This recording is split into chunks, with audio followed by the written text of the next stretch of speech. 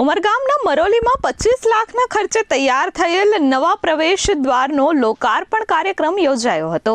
આ નવા પ્રવેશ દ્વારનું નિર્માણ સંધ્યા ગ્રુપ દ્વારા કરવામાં આવ્યું છે।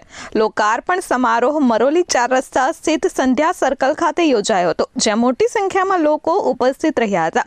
આ પ્રસંગે નાણામંત્રી કનુભાઈ દેસાઈ સહિતના મહાનુભાવો પણ ઉપસ્થિત રહ્યા હતા। આ ભવ્ય પ્રવેશ દ્વાર માત્ર એક રચના નથી, પરંતુ ગામની એકતા, ગૌરવ અને વિકાસનું પ્રતીક છે।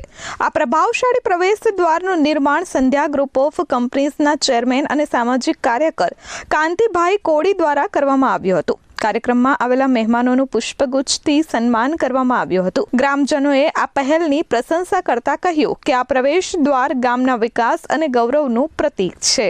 ગામને એક સુંદર પ્રવેશદ્વાર આપવામાં આવ્યું અને સાથે સાથે ગામના અનેકવિધ કામોની જે લોકાર્પણ કરવામાં આવ્યું, એમાં આ વિસ્તારના લોકપ્રિય ધારાસભ્ય શ્રી રમણભાઈ અને શ્રી કાંતિભાઈ કોલી, સંધ્યા ગ્રુપના ચેરમેન, અને સ્મિત પટેલ તથા સંધ્યાબેન ને એમના સ્નેહલભાઈએ ભાગ લીધો અને સાથે સાથે ગામના અનેક લોકોએ જે રીતે કાંતિભાઈએ પોતાની પ્રગતિ કરી છે, જે રીતે કેમિકલ ઇન્ડસ્ટ્રીઝમાં નામ કર્યું છે અને સાથે સાથે ગામનો વિકાસ કર્યો છે, એની સૌએ પ્રશંસા કરી।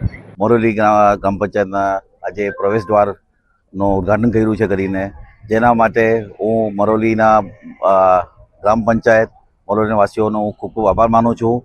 ખાસ કરીને અમારા આજે અમારા જે ચીફ ગેસ્ટ હતા માનનીય શ્રી કનુભાઈ દેસાઈ, આપણા ધારાસભ્ય એક્સ ધારાસભ્ય રમણભાઈ પાટકર, એસઆઈના ડાયરેક્ટર, વીઆઈના ડાયરેક્ટર, બધા તમામ ગેસ્ટોનો હું ખૂબ ખૂબ આભાર માનું છું।